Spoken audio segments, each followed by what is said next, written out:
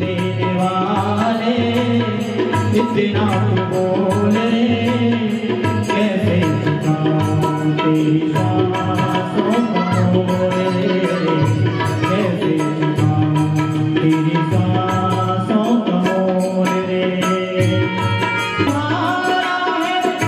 दुनिया से न्यारा प्यार तुम्हारा है दुनिया से न्यारा दुनिया से न्यारा दुनिया से प्यार दिया है तुमने बिना कोई बोले प्यार दिया है तुमने बिना कोई बोले कैसे चुकाऊं तेरी सांसों का मोले जन्म देने वाले इतना तो बोले कैसे चुकाऊं तेरी सांसों का मोले देवो महेश्वरा गुरुर् साक्षात् परब्रह्म तस्मै श्री गुरवे नमः। ओम पाद्यम वर्गमात्मन्यं जलमिष्णार्थे समर्पयामि नमो नमः। गन्धं द्रावणोत्कृष्टां करश्रीं गन्धं च समर्पयामि नमो नमः। दीपं दर्शयामि नमो नमः। ओम नाभ्यासीदन्त्रगं शीर्षोधो संवर्ता नैवेद्यं च समर्पयामि नमो नमः। नारके फलं जम्बू फलं च समर्पयामि नमो नमः। विष्णार्थे समर्पयामि गन्धं द्रावणोत्कृष्टां करश्रीं गन्धं च पक्कितानं च कितानं समर्पयामि नानासुगन्धं पुष्पाणि यथा कालोद्वानि च धूपदीपं दर्शयामि नमो नमः। नैवेद्यं च समर्पयामि नमो नमः। तानि च ताम्बूलं पुङ्गीफलं च समर्पयामि नमो नमः। यथाशक्ति दक्षिणाद्रव्यं च समर्पयामि नमो नमः। जलम नमः।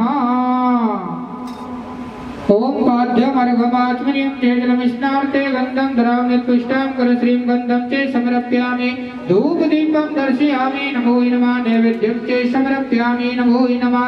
नारके फलं जम्बूफलं च समर्पयामि नमो नमः। नमो नमः।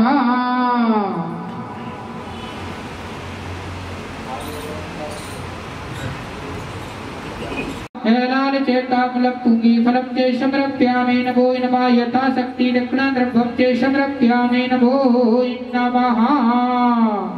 कुइनं च समर्पयामि नमो नमः। यथा कालोद्वानि च माल्यादीनि सुगन्धीनि पुष्पाञ्जलि समर्पयामि नमो नमः।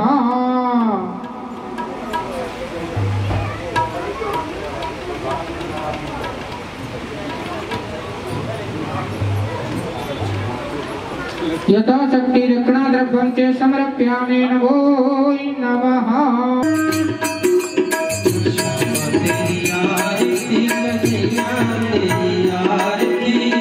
सारा संसार करेगा पैर जोड़ के श्यामा तेरी आरती कन्हैया तेरी आरती सारा संसार करेगा पैर जोड़ के श्यामा तेरी आरती कन्हैया तेरी आरती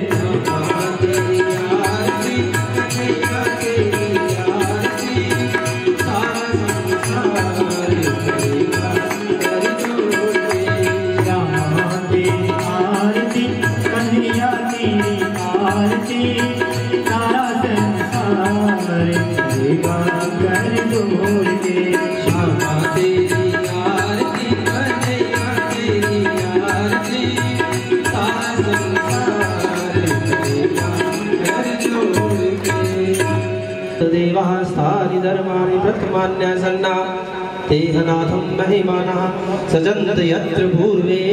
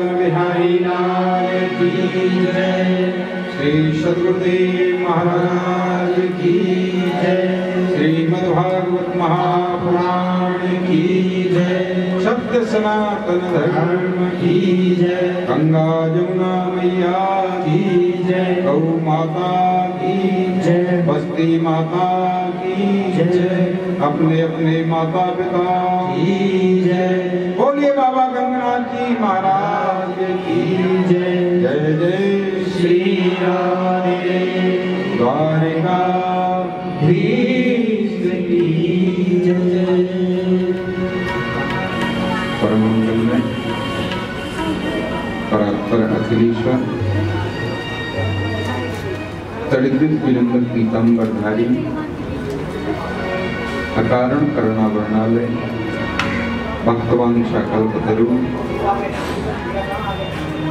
रास राशेश्वर भक्त हृदयेश्वर भगवान श्री बालकृष्ण प्रभु की वांगमयी प्रतिमूर्ति श्रीमद् भागवत महापुराण। प्यारे प्रभु प्रेमियों,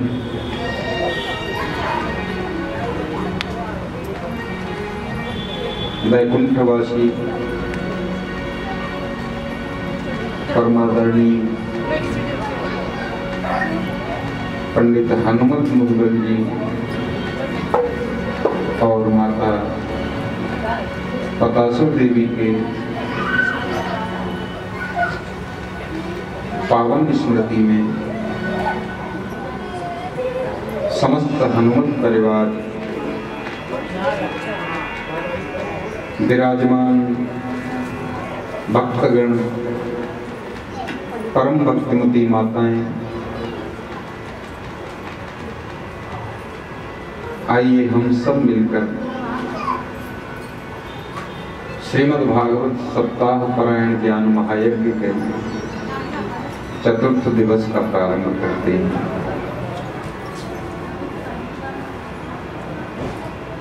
हम सब उसी स्थान पर चलें जहां पतित पावनी मां गंगा के किनारे परम वीतराग संत शिरोमणि व्यासनंदन भगवान सुखदेव राजऋषि परीक्षित को लक्ष्य करके मानव तो समस्त मानव जगत को श्रीमद् भागवत कथा का मधुर रसपान करा रही है। कल सायंकालीन कथा प्रसंग में हम सब मिलकर भगवान नरसिंह के अवतार की कथा सुन रहे थे। हिरण्यकश्यपु का कल्याण किया मेरे प्रभु ने। प्रहलाद को गोद में बिठा दिया, अपना आशीर्वाद का वरदहस्त प्रहलाद के सिर पर रखा। प्रहलाद के मुख का चुम्बन करने लगे, दुलार करने लगे। प्रहलाद भगवान की ओर देखता है और टप टप टप टप करके आंसू झरते हैं। भगवान कहते हैं, बेटा प्रहलाद तेरी भक्ति से मैं बड़ा प्रसन्न हो गया। वरदान मांग ले, कुछ चाहिए तो। प्रहलाद कहते हैं, प्रभु मुझे कुछ नहीं चाहिए।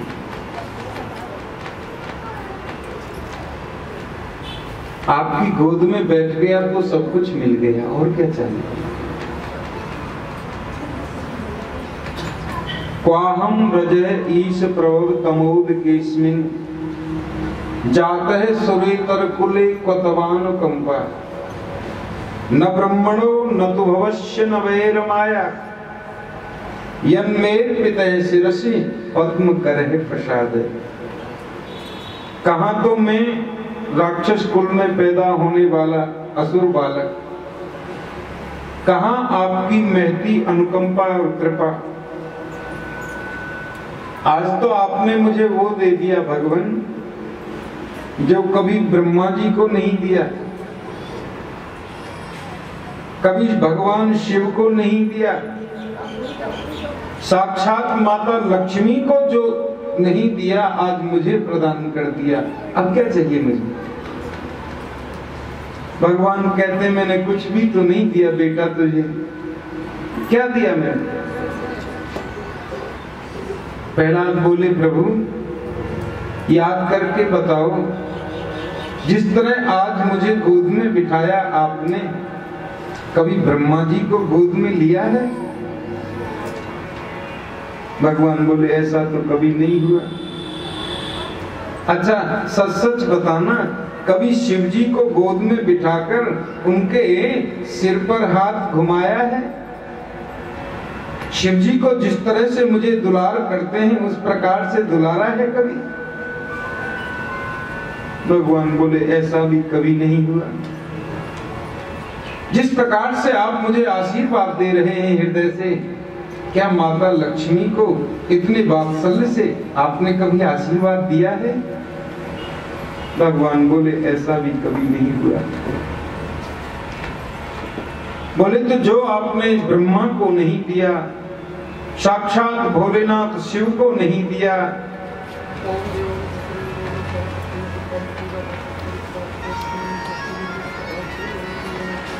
आज वही आशीर्वाद, वही बड़हस्त कृपा करके मेरे सिर पर रख दिया।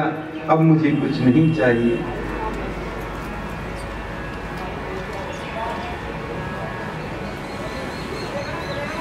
अब कुछ चाहिए नहीं।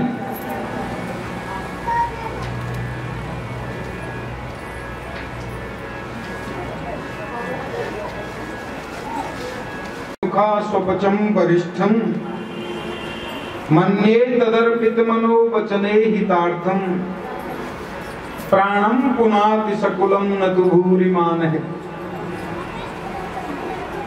भगवान, किसी का जन्म ब्राह्मण जाति में हुआ हो, बड़े ध्यान से सुनना, और ब्राह्मण भी ऐसा हो जिसमें 12 गुण हो। शास्त्रों में लिखा है ब्राह्मण में 12 गुण होने चाहिए। सम दम नियम स्वाध्याय अध्ययन त्याग संतोष तितिक्षा प्रत्यय विद्या आत्मज्ञान और अनसूया। इन 12 गुणों से समन्वित यदि कोई ब्राह्मण है और आपकी भक्ति नहीं करता, तो मेरी नजर में तो उस ब्राह्मण से ज्यादा श्रेष्ठ वो नीची जात में जन्म लेने वाला व्यक्ति है, जिसका जन्म चाहे नीची जात में हुआ हो लेकिन आपकी भक्ति करता है। मेरी नजर में तो उस ब्राह्मण से भी ज्यादा ऊंचा है। आप देने की बात करते हैं भगवान, इतनी कृपा तो जरूर करो। मेरी जो इंद्रियां हैं सब अपने अपने विषयों की ओर खींचती हैं, और जिह्वे कुतोचित विकर्षित महावितृप्ता, सबसे खतरनाक इंद्रिय है जीव। राम नाम के आलसी भोजन को होशियार। खट्टा खिलाओ तो मीठा मांग लेती, मीठा खिलाओ तो चटपटा मांग लेती, चरचरा खिलाओगे तो खट्टा मांग लेगी। ये जीव आघाती नहीं खाते खाते, भगवान का नाम लेने में इसमें बड़ा जोर पड़ता है इसका। प्रभु मुझे कुछ नहीं चाहिए, इतनी कृपा तो जरूर करना। मेरे जो परम पूज्य पिताजी थे ना, श्रीमान हिरण्यकश्यपु जी महाराज, आपके तेज और ऐश्वर्य को जानते नहीं थे, आपके प्रभाव से अनभिज्ञ थे, इसलिए उन्होंने आपको गालियां दी, आपका अपमान किया। और भगवान का जो अपराधी होता है उसको नरक में जाना पड़ता है। मैंने सुना है संतों से। मेरे पिताजी की दुर्गति ना हो, इतनी कृपा कर देना। भगवान नरसिंह हंसने लगे, वाह रे भोले भंडारी, अरे तेरे जैसा बालक जिस खानदान में जन्म ले ले, उसकी तो 21-21 पीढ़ियों का उद्धार हो जाता है। त्रिसप्त भी पिता पूत पितृ भी सहते न घर, यत साधोष्य कुले जातो भगवान वे कुल पावनी। जिस खानदान में तेरे जैसा बच्चा जन्म ले ले, भक्त आदमी जन्म ले ले, उसकी तो 21 पीढ़ियां तर जाती हैं। तू कहता तेरे पिता की दुर्गति होगी। मैं कहता हूं कुछ मांग ले बेटा, शर्माए मत। पहला बोले जो मांगूंगा तो दे दोगे। भगवान बोले तुझे कहने में देर होगी, मैं देने में समय नहीं लगाऊंगा। तू बोल तो सही क्या चाहिए। पहला में क्या मांगा मालूम है कि यदि राशि समय कामान वरस्तम वरद सर्व कामानां हृदय संलोहम् भवतस्तु प्रणेवरम्।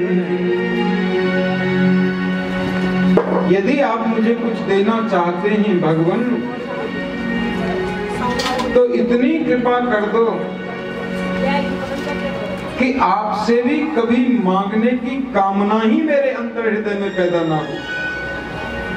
ये मांगना तो मेरे हृदय से निकल ही जाए। भगवान से कुछ नहीं मांगना। संत कहते हैं, शास्त्र कहते हैं, भगवान से मत मांगो, भगवान को मांगो। देखो हम मांगेंगे तो कितना मांग सकते हैं? 10, 20, 50 हजार करोड़ रुपए मांग लेंगे, 10, 20, 50 महंगी गाड़ियां मांग लेंगे। बहुत ज्यादा मांगेंगे तो त्रिलोकी का साम्राज्य मांग लेंगे। इससे आगे हमारी पहुंच नहीं है। और क्या मांग सकते हैं? हम मांगेंगे तो उतना मांगेंगे जितनी हमारी पहुंच है, जितनी हमारी औकात है। और नहीं मांगेंगे तो फिर वो अपने स्तर से देगा, और उसका स्तर तो महाराज हमारे स्तर से कई लाखों गुना ऊंचा है। वो देगा तो फिर इतना देगा कि मांगने का नाम ही नहीं रहेगा। इसलिए पूजा करो। भागवत में लिखा है, प्रथम दिन की कथा में आता है कि पूजा करो और बदले में कुछ मांगो मत। निष्काम भक्ति बोलते हैं जिसको, जिसी को निर्मल भक्ति बोलते हैं। मांगने वाली भक्ति को मल भक्ति बोलते हैं, सकाम भक्ति। पहला कहते हैं मेरे हृदय में मांगने की कामना ही उत्पन्न ना हो। अनंत भक्ति का वरदान मेरे प्रभु नरसिंह देव ने प्रहलाद को दिया और अंतर्धान हो गए। बोलिए नरसिंह देव भगवान की जय। प्रहलाद प्रजा का प्रशासन करने लगे। इसके बाद त्रिपुर दहन का प्रसंग सुनाया, मानव धर्म का बृहद व्याख्यान किया। 4 वर्ण होते हैं, ब्राह्मण, क्षत्रिय, वैश्य और शूद्र। चारों के कर्म बताए, कर्तव्य। ब्राह्मण के 6 कर्म होते हैं, दान देना, दान लेना, यज्ञ करना, यज्ञ कराना, वेद पढ़ना और वेद पढ़ाना। ये 6 कर्म ब्राह्मण के होते हैं। क्षत्रिय का कर्म होता है कि अपने प्राणों की बाजी लगा के प्रजा का पालन करे, सबकी सेवा करे। ऐसे ही 4 आश्रम हैं।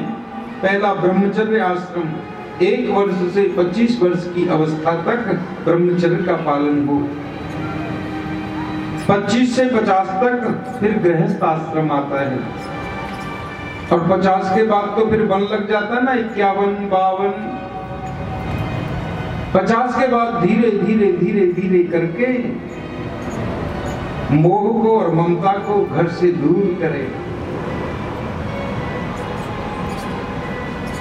जो पूत तो सपूत तो क्यों धन संचय, जो पूत कपूत तो क्यों धन संचय।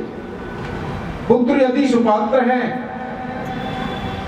तो घर में पैसा नहीं है, धन नहीं है, अपनी मेहनत करके कमा लेगा, खड़ा कर लेगा महल। और पुत्र यदि कुपुत्र निकल आया तो कितना ही छोड़ जाओ सब उड़ा देगा।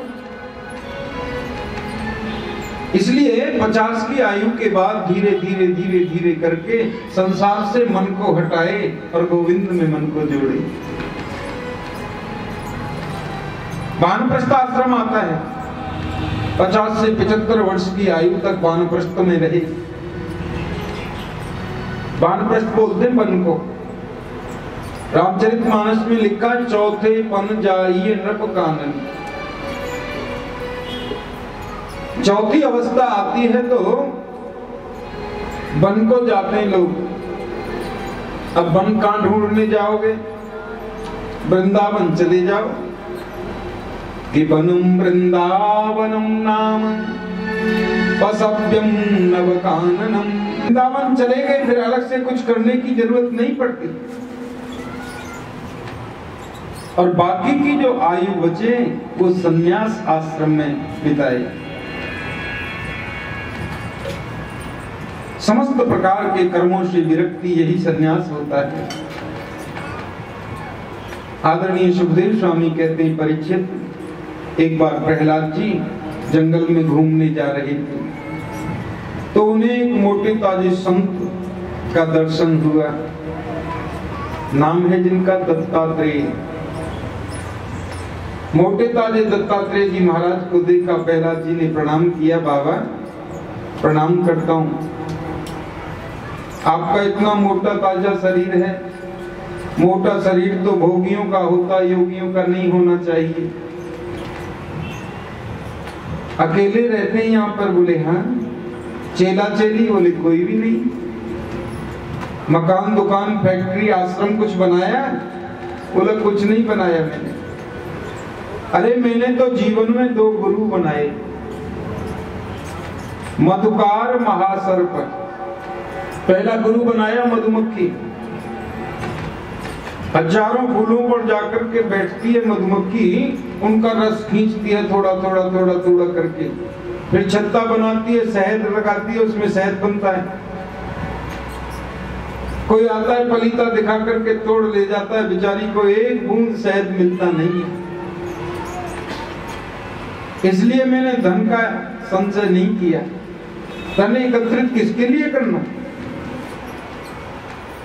दरअसल में मैंने धनियों के क्लेश को देखा है। दत्तात्रेय जी महाराज कहते हैं कि पश्यामि धनिनाम क्लेशम लुब्धानाम जितात्मनाम भयादलब्ध निद्राणाम सर्वतोमिव शंकिनाम।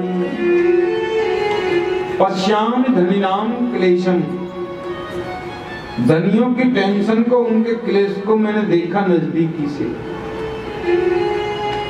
देखो, पहले तो धन को कमाना बड़ा मुश्किल है। आए दुखम व्यये दुखम दुखम च परिरक्षणे। धन को ऐसे ही थोड़ी कमाया जाता है, बड़ी मेहनत करनी पड़ती है धन कमाने के लिए। चलो कमा भी लो, मेहनत करके, झूठ साच बोल करके इकट्ठा भी कर लो। बोला फिर व्यय दुखम, ज्यादा खर्च हो जाए तो तकलीफ होती है। हमारा तो इतना बजट था, सब इतना लग गया। और देखो, चलो खर्च मत करो, उसको बचा के रखो, तो दुखम च परिरक्षण। धन की रक्षा करने में और ज्यादा तकलीफ है। राजते चोरते शत्रु स्वजनात पशु पक्षिते अभ्यर्थे कालते श्वसना नित्यम प्राणार्धवत भयम। राजते, सरकार से डर लगता है कि इनकम टैक्स का छापा न पड़ जाए। चोर है, चोर से डर लगता है कि कोई तमंचा दिखा करके लूट के न ले जाए। शत्रुओं से डर लगता है। अजी और तो छोड़ो, स्वजनात, अपने सगे संबंधी घर वालों से डर लगता है। कितने घरों में मैंने देखा है, बेटा ने 3 लाख रुपए मांगे, पिताजी ने मना कर दिए, बेटा जहर की गोली खाया और मर गया। धन लो, धन को चाट लो, क्या करोगे? अकेला बेटा चला गया। कभी कभी ये अर्थ अनर्थ की जड़ भी बन जाता है। तो दत्तात्रेय महाराज कहते हैं भैया इसलिए मैंने धन वन के चक्कर में नहीं पड़ा, कोई आश्रम नहीं, कोई लेना देना नहीं किसी का, मस्त मलंगा पड़ा रहता हूं। कोई आता है गुलाब की माला पहना जाता है, कोई आता है 2 मुट्ठी मिट्टी डाल करके भाग जाता है। गुलाब की माला पहनाने वाले से प्रसन्न नहीं होता और मिट्टी डालने वाले पर क्रोध भी नहीं करता।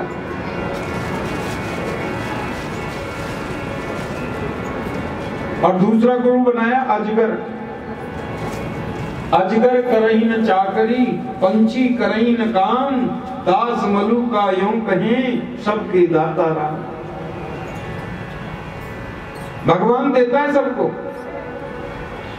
कलम कथा सुन रहे थे, ध्रुव जी बता रहे थे नारद जी को, चैटी से लेकर हाथी पर्यंत सबका पेट भरता है वो। इसलिए मैं तो बिना टेंशन के रहता हूं। प्रहलाद जी बोले शादी वादी करी कि नहीं? दत्तात्रेय महाराज बोले वो भी देख लिया मैंने, शादी करने वालों को भी। शादी तो ऐसा लड्डू है जो खाए वो पछता है, जो ना खाए वो भी पछता है। बोलो जय गोपाल जी।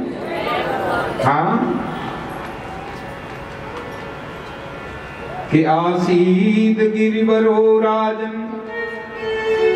त्रिकूट इति विश्रुतम, क्षीरोदयनाव्रत श्रीमान योजनायुतमुस्रति। आदरणीय दत्तात्रेय जी महाराज कहते हैं प्रहलाद, मैंने देखा त्रिकूट पर्वत की कंदराओं में एक हाथी रहता था, गजराज। इतना वैभव उसका, कम से कम 25 तो धर्मपत्नी थी, 50-60 बाल गोपाल भी होंगे। अपने परिवार के साथ जंगल में जब निकलता तो छोटे छोटे जीव जय जयकार करते, महाराज की जय हो, महाराज की जय हो, महाराज की जय हो। बल इतना कि बड़ा अभिमान उसको बल पर। एक बार सरोवर में जल पीने के लिए गया, पानी पिया और फिर पत्नियों के साथ जल क्रीड़ा करने लगा। किसी विशाल ग्राह ने गजेंद्र का पैर पकड़ लिया।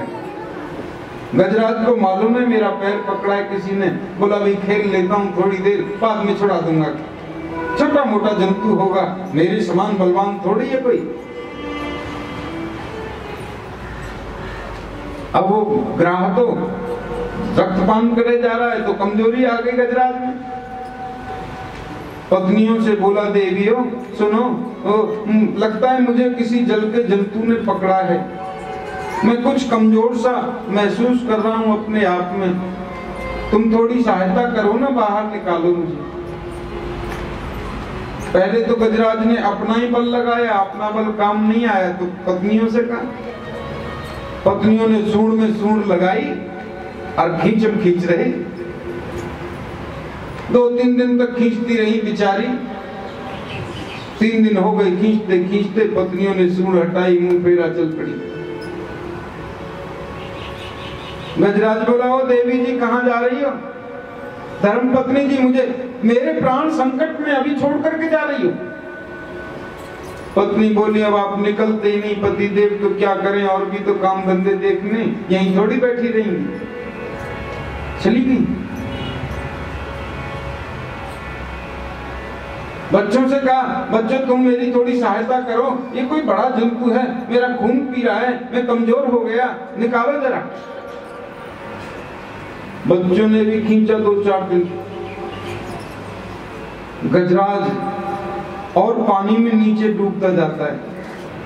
बच्चे भी सूंड हटा करके भाग गए। अरे तुम भी जा रहे हो? तुम्हारे लिए मैंने क्या क्या काम नहीं किए, मजदूरी की, मेहनत की, झूठ सांच बोला, धन कमा करके लाया। आज संकट में मेरे प्राण हैं, प्राण संकट में हैं, फिर भी तुम मुझे छोड़कर जा रहे हो। बच्चे बोले पिताजी क्या करें, आप तो निकलते ही नहीं अंदर से। पत्नी भी चली गई, बच्चे भी चले गए, कोई काम नहीं आ रहा है कि अपबल तपबल और बाहुबल,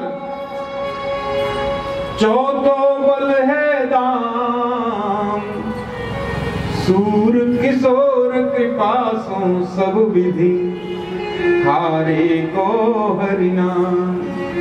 सुनेरी मैंने निर्बल के बलराम। जिसका कोई नहीं होता उसके तो गोविंद होते हैं, भगवान होते हैं।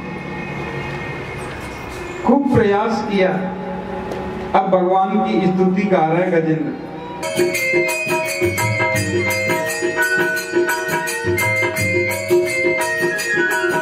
नाम किसी का नहीं दे रहा।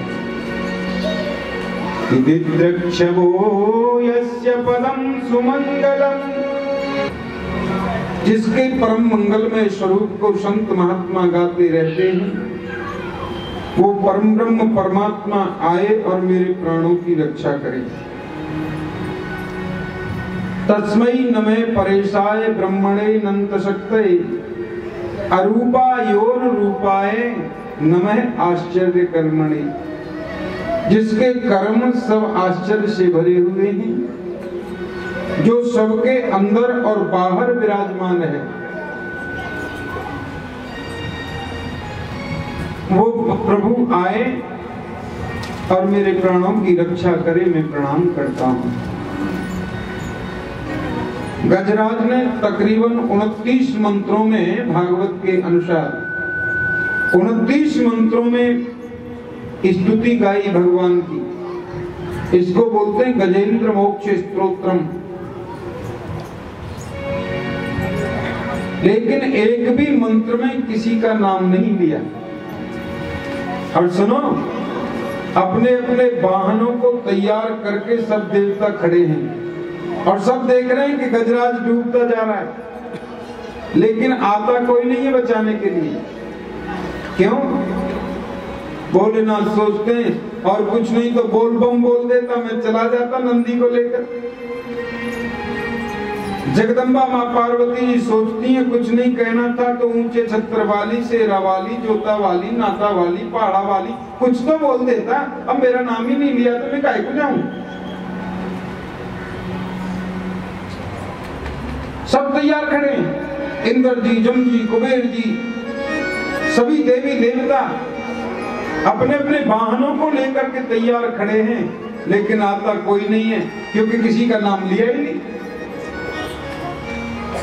भगवान ने सोचा जो किसी का नाम नहीं वो मेरा ही तो नाम है, अगर मैं नहीं जाकर के बचाऊंगा तो मेरा नाम बदनाम हो जाएगा। गरुण जी से कहा चलो जल्दी। क्या हुआ महाराज? अरे वो गजराज के प्राण संकट में, उनको बचाना है जाकर के। गरुण जी को भी थोड़ा अभिमान हो गया, जल्दी कहीं जाना होता है तो भगवान मेरा ही सहारा लेते हैं, बिना मेरे जा ही नहीं सकते। तो गरुण जी ने भी कह दिया अभी टाइम लगेगा थोड़ा सा, 5-7 मिनट, अभी कपड़े वपड़े पहनेंगे तब चलेंगे महाराज, जैसे थोड़ी आपने काम कर दिए। भगवान ने देख लिया, अभिमान हो गया। अभिमान तो कभी किसी का भगवान छोड़ते ही नहीं है। गरुण जी से कहा इधर आओ। गरुण जी पास में आ गए तो ये वाली उंगली, इकन्नी उंगली रख दी, छोटी वाली ऐसे करके रख दी, बोलो उड़ो। पंख फड़फड़ा करके रह गए, गरुण जी से उड़ा नहीं गया।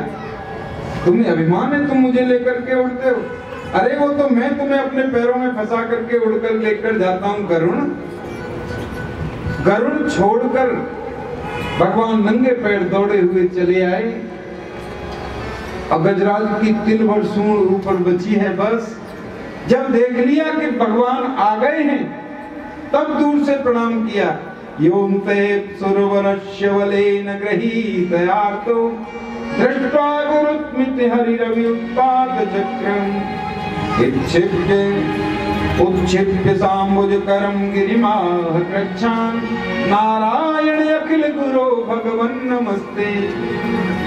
देख लिया कि भगवान आए, सुदर्शन चक्र हाथ में घूम रहा है। दिखाई दे गए तब प्रणाम किया, हे अखिल गुरु, हे नारायण, आपको प्रणाम है। सूंड में थोड़ा सा कमल का फूल लिया और ऊपर को कर दिया। तिलवर सूंड रही जल ऊपर, तब हरि नाम उचारे। भगवान की उंगली से सुदर्शन चक्र निकला और सरोवर के अंदर जाकर ग्राह का सिर धड़ से अलग कर दिया। गजराज को मुक्ति मिल गई ग्राह से, और जो ग्राह मारा था सुदर्शन चक्र के द्वारा, वो तो देवता बनकर के आकाश में चला गया। परीक्षित ने पूछा, गुरुजी ये देवता क्यों बना? बोले यो सब ग्राह है, सब देवताओं के जोकर थे, दो कुबेर के पुत्र थे ये। जैसे रामलीला होती है उसमें जोकर होता है ना, रामलीला में हंसाने वाला। रासलीला में मनसुखा घनसुखा होते हैं। तो ये लोगों को हंसाने का काम करते थे।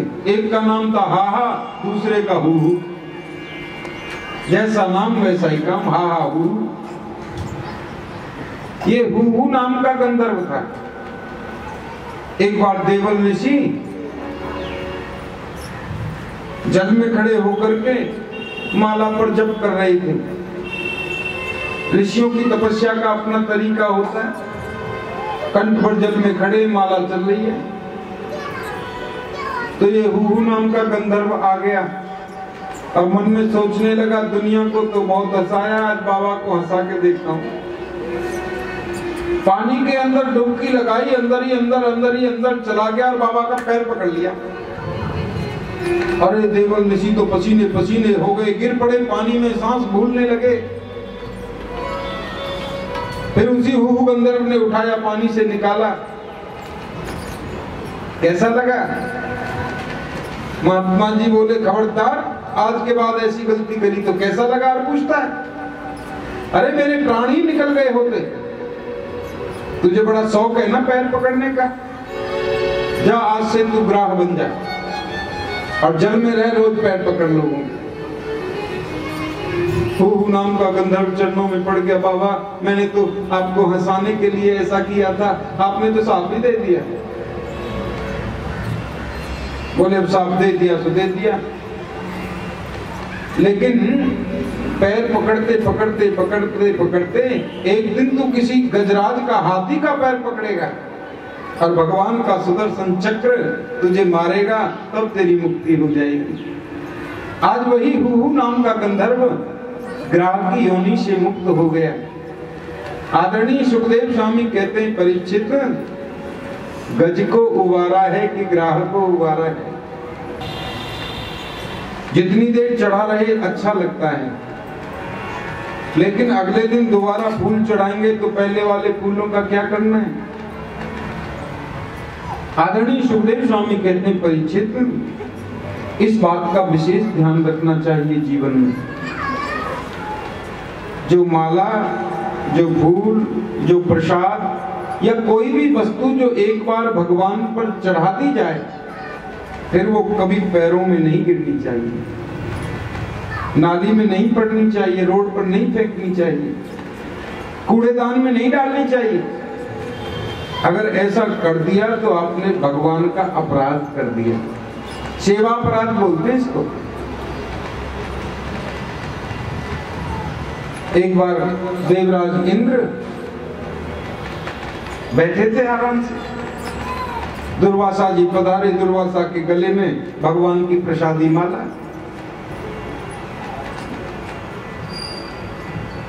अब तो दुर्वासा जी जहां भी जाएं सबको माला दिखाते फिरे। देवराज इंद्र के यहाँ पर आए, इंद्र ने प्रणाम किया, प्रणाम महाराज। बोला वो प्रणाम प्रणाम तो ठीक है, माला नहीं दिखती? देवराज इंद्र बोले, हाँ, अरे बड़ी सुंदर है, कहां से लाए गुरुजी? भगवान ने दी है, अपने गले में पहन रखी थी, मुझे दे दी कृपा करके। प्रसन्न हो गए मुझ पर और दे दी। देवराज इंद्र बोले, तो आप भी कभी किसी पे प्रसन्न हो सकते हो? दुर्वासा बोले, आज तो हम परम प्रसन्न हैं, बोलो क्या चाहिए? देवराज इंद्र ने कहा तो ये माला हमारे गले में डाल दो। वही भगवान की प्रसादी माला दुर्वासा जी ने देवराज इंद्र के गले में डाल दी। इंद्र ने 2-4 घंटे पहनी, हाथी पर चढ़ करके जा रहा था कहीं देवराज इंद्र, वो माला हाथी के गले में लटका दी। हाथी बेचारा पशु, वो क्या जाने प्रभु की माला का महत्व, भगवान की माला का क्या महत्व होता है। उसने सूंड से ऐसे करके तोड़ी, पैरों में कुचल दी। लो जी, हो गया सेवा अपराध। दुर्वासा जी को पता चल गया मेरे प्रभु की माला को हाथी के पैर के नीचे देवराज इंद्र ने, साफ देता हूं आज से तुम दरिद्र हो जाओगे। देवताओं का राजा दरिद्र हो गया। दैत्यों ने चढ़ाई की, स्वर्ग को अपने कब्जे में कर लिया। देवता बेचारे मारे मारे पर्वत कंदराओं में छुपे छुपे घूम रहे। भगवान के पास आए रोते रोते, क्या करें महाराज। भगवान बोले दुर्वासा जी का साप झूठा तो हो नहीं सकता। समुद्र के अंदर अमृत भरा हुआ है। हाँ, यदि तुम समुद्र का मंथन करो और वो अमृत निकाल करके पी लो तो साप से मुक्त हो जाओगे, दरिद्रता दूर हो जाएगी। बोले हम कैसे मंथन कर सकते हैं। स्वयं नारद जी प्रकट हो गए। बोले आप अकेले तो नहीं कर सकते, लेकिन दैत्यों के साथ कपट की मित्रता करो, दोनों मिलकर के समुद्र का मंथन करो, अमृत निकलेगा, उसको पी लोगे तो अमर हो जाओगे, दरिद्र दूर हो जाएगा। नारद जी ने दैत्यों की मित्रता कराई और बासुकीनाथ की नेति बनाई। मद्राचल पर्वत को रई की तरह बनाया। एक तरफ देवता लगे, दूसरी तरफ दैत्य लगे, समुद्र का मंथन शुरू हो गया। मंथन चल रहा है। अब थोड़ी देर मंथन चला होगा तो वो तो समुद्री वो पर्वत जो है मद्राचल पर्वत डूबने लगा समुद्र के अंदर। अब कैसे हो। भगवान कच्छप अवतार लेकर के आए, अपनी पीठ पर मद्राचल को धारण कर लिया। बोलिए कच्छप भगवान की। फिर मंथन चला। देखो निकलना चाहिए था अमृत, अमृत को निकला नहीं, हलाहल विष निकल पड़ा। ऐसा विष महाराज जैसे सुनामी आ गई हो जहर। 10-20-50 हजार करोड़ टन जहर एक साथ निकल पड़ा समुद्र में से। पूरी त्रिलोकी को जला करके नष्ट करने लगा। देवता रोमे, दैत्य भी रोमे, कौन बचाएगा। भगवान के पास गए, बोले जहर वहर का मैं कुछ नहीं कर सकता। ब्रह्मा जी के पास गए, बोले जहर तो मेरे बस का भी काम नहीं, चलो शिव जी के पास में चलते।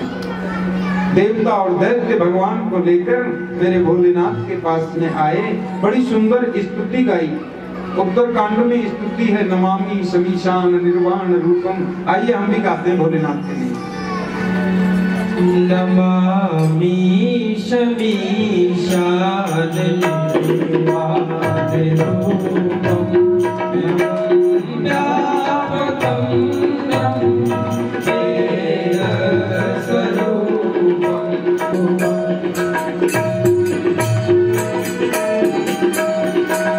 जिनको आती है मेरे साथ में गाओ, जिनको स्तुति नहीं आती नेत्र बंद करके भोलेनाथ का ध्यान